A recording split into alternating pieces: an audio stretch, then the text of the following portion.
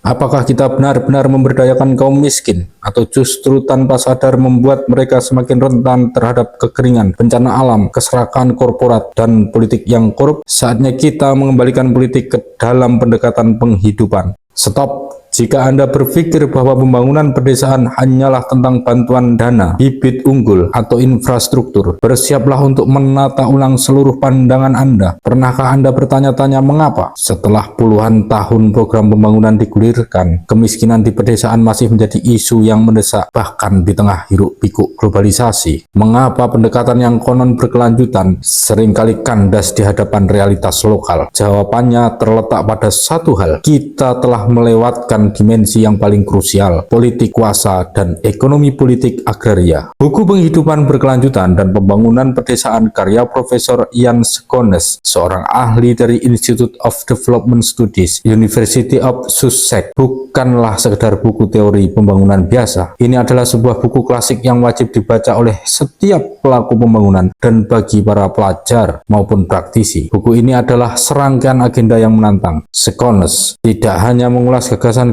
tentang penghidupan berkelanjutan secara komprehensif, jelas, dan berharga, tetapi juga mengajukan perluasan fondasi pendekatan ini yang berakar pada tradisi ekonomi politik dalam kajian agraria. Ini seruan untuk memutus rantai pendekatan lama yang kering dan kurang bergairah. Buku ini secara gamblang mengajak kita bahwa menjadi politis dan praktis bukanlah pilihan yang saling menyingkirkan dalam pembangunan. Resensi utama: membongkar kerangka kerja penghidupan dan mengembalikan politik. 1. Identitas dan konteks buku. Judul asli: Sustainable Livelihood and Rural Development. Judul terjemahan: Penghidupan Berkelanjutan dan Pembangunan Pedesaan. Penulis: Ian Scones, Profesor di Institute of Development Studies, University of Sussex, Inggris. Penerjemah: Nur Hadi Sirimorok. Penyunting ahli: Laksmi A. Savitri. Penerbit edisi Indonesia: Insis Press. Tahun terbit edisi Indonesia, cetakan pertama Maret 2021. Seri kajian petani dan perubahan agraria volume keempat. Buku ini merupakan volume keempat dari seri kajian ekonomi dan perubahan agraria yang diprakarsai oleh ICAS, Initiative in Critical Agrarian Studies. ICAS bertujuan untuk menghasilkan buku-buku kecil berisi debat teoritis tentang isu besar dan mendorong pemikiran kritis yang mempertanyakan asumsi konvensional. 2. Pengantar dan tujuan penulisan. Ian Scones mengakui bahwa sebagian tantangan dalam penulisan buku ini terletak pada ukuran bukunya yang ringkas, menuntutnya menyajikan banyak hal dengan kota kata yang terbatas. Tantangan lain adalah menimbang kepustakaan formal dan non-formal atau abu-abu yang sangat banyak dan berkembang pesat. Scones kembali pada perdebatan pendekatan penghidupan livelihood approach setelah merasa bahwa perdebatan yang lebih luas terkait kerangka, intervensi, dan kebijakan menjadi agak kering dan kurang bergairah pada akhir 1990-an dan awal 2000-an. Tujuan utama buku ini adalah untuk merefleksikan pembelajaran, kelebihan, dan kelemahan pendekatan-pendekatan penghidupan setelah satu dekade berlalu dan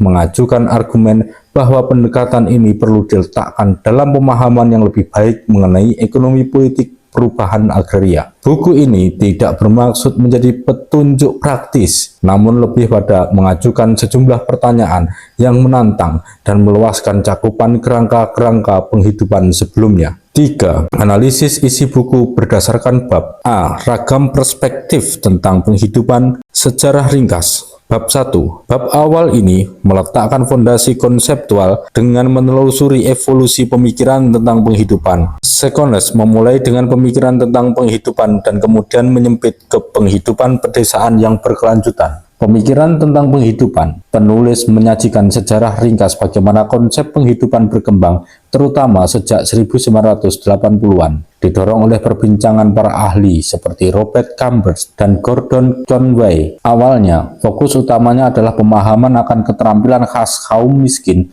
dalam mencari nafkah, yang mencakup keberagaman sumber nafkah dan penempatan kampung mereka di dalam jaringan produktif. Pertanyaan inti bab ini menyimpulkan dengan serangkaian pertanyaan inti yang akan dijawab dan diperluas di bab-bab berikutnya. B. Penghidupan, kemiskinan, dan kesejahteraan. Bab 2. Bab 2 mengkaji hubungan antara penghidupan dengan masalah abadi pembangunan.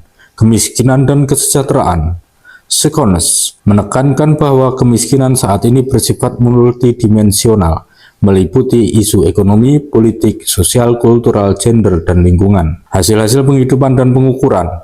Penulis membahas hasil-hasil penghidupan, dasar-dasar konseptual, dan bagaimana mengukur hasil-hasil penghidupan, termasuk mengevaluasi ketimpangan dan penggunaan sistem pengukuran dan indeks multidimensional. Pendekatan kualitatif, Sekones tidak hanya terpaku pada angka, tetapi juga menyoroti pentingnya pendekatan partisipatif dan etnografis untuk memahami dinamika kemiskinan dan perubahan penghidupan. Ini adalah pengakuan kritis bahwa indikator siapa yang penting, suatu perspektif yang berpihak kepada kaum miskin, hak dan pemberdayaan. Bab ini ditutup dengan pembahasan krusial tentang hak, pemberdayaan, dan ketimpangan yang berfungsi sebagai jembatan menuju analisis yang lebih politis. C. Melampaui kerangka kerja penghidupan. Bab 3. Bab ini adalah inti kritik Sekones terhadap kerangka kerja penghidupan yang populer seperti Sustainable Livelihood Framework (SLF). Kritik SLF. Meskipun kerangka kerja tersebut sangat berguna, Sekones berargumen untuk melampaui kerangka kerja penghidupan yang seringkali terlalu teknokratis. Dia mengulas elemen-elemen kerangka tersebut seperti konteks, strategi, dan aset atau modal penghidupan atau sumber daya. Dimensi yang hilang. Poin terpenting dalam bab ini adalah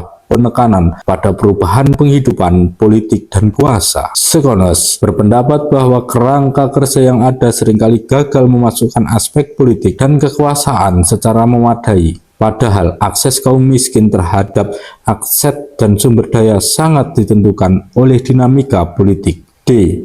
Akses dan kontrol, pranata, organisasi, dan proses kebijakan. Bab 4.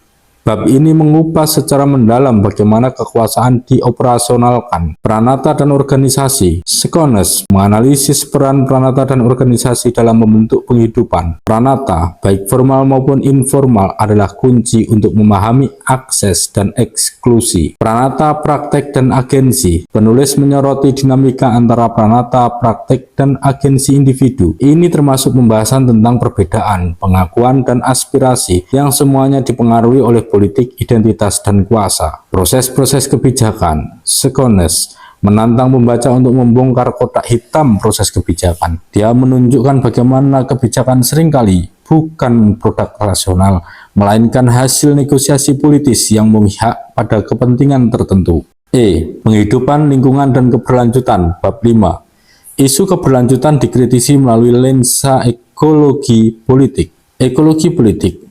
Penulis melangkah dari pembahasan tradisional tentang manusia dan lingkungan, sebuah hubungan dinamis dan kelangkaan sumber daya, melampaui Malthus, menuju ekologi non-kesetimbangan, keberlanjutan adaptif. Sekones mendefinisikan keberlanjutan sebagai praktik adaptif yang sangat terkait dengan bagaimana masyarakat menyesuaikan diri dengan perubahan lingkungan. Ini dikontraskan dengan konsep penghidupan dan gaya hidup. Inti bab.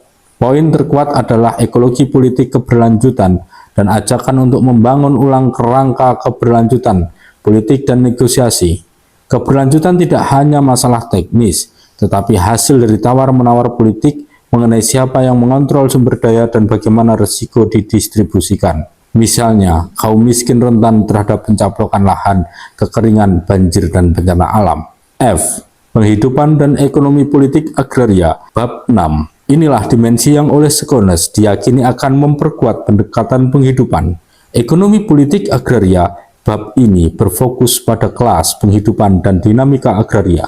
Sekones mengemukakan argumen yang kokoh untuk menata ulang perspektif tentang penghidupan yang berpandangan luas, suatu perspektif yang diperkuat oleh wawasan ekonomi politik perubahan agraria. Negara dan pasar, pembahasan tentang negara, pasar, dan warga negara, menunjukkan bagaimana kekuatan struktural globalisasi neoliberal telah mengubah dunia agraria secara mendalam, memainkan peran dominan dalam membentuk peluang penghidupan. Di sini, Sekones menghubungkan pengalaman penghidupan di tingkat lokal dengan analisis struktur ekonomi politik yang lebih luas. G. Memajukan pertanyaan yang tepat, meluaskan pendekatan penghidupan. Bab 7. Bab ini bersifat empiris, menyajikan 6 studi kasus untuk memperkuat argumen ekonomi politik. Kasus-kasus analitis. Melalui analisis ekonomi politik dan penghidupan pedesaan, 6 kasus. Sekones menunjukkan bagaimana integrasi analisis ekonomi politik dapat menjelaskan dinamika penghidupan yang tidak dapat dicapai oleh kerangka kerja standar. Tema yang mengemuka. Kasus-kasus tersebut mengarah pada tema-tema yang mengemuka, yang menyoroti perlunya pemahaman yang lebih dalam tentang konflik kepentingan dan perjuangan kelas dalam konteks penghidupan. H. Metode analisis penghidupan, bab 8. Bab ini menawarkan solusi metodologis untuk mengimplementasikan perspektif yang diperluas. Metode campuran. Sekones mendorong penggunaan metode campuran melampaui sekat disiplin ilmu. Pendekatan ini menggabungkan kuantitatif dan kualitatif, serta memanfaatkan pendekatan partisipatif. Menuju analisis ekonomi politik. Bagian krusialnya adalah menuju analisis ekonomi politik atas penghidupan, yang menekankan bahwa metodologi harus mampu mengidentifikasi dan mempertanyakan bias-bias yang sering membatasi temuan. I. Mengembalikan politik, tantangan baru bagi perspektif kehidupan.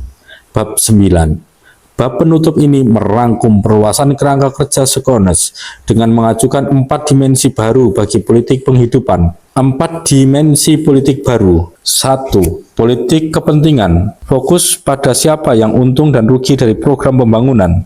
2. Politik individual, menekankan agensi dan aspirasi individu yang sering diabaikan oleh perencanaan pembangunan top-down. 3. Politik pengetahuan, kritik terhadap pengetahuan resmi dan penekanan pada pengetahuan lokal atau tradisional. 4. Politik ekologi, mengaitkan tantangan lingkungan seperti krisis iklim dengan dinamika kekuasaan. Kesimpulan, dengan mengajukan 4 dimensi ini, Sekones berharap dapat mengkonseptualisasi isu-isu pedesaan dan agraria yang membawa implikasi mendasar bagi pemikiran tindakan pembangunan. Keempat, keunggulan dan daya tarik buku. Buku Penghidupan Berkelanjutan dan Pembangunan Pedesaan ini dikagumi oleh para ahli pembangunan karena beberapa keunggulan utama. Analisis yang komprehensif dan kritis. Buku ini memuat analisis dan tinjauan yang cermat terkait evolusi dan dimensi-dimensi dari pendekatan penghidupan berkelanjutan. Ini adalah asesmen yang penuh optimisme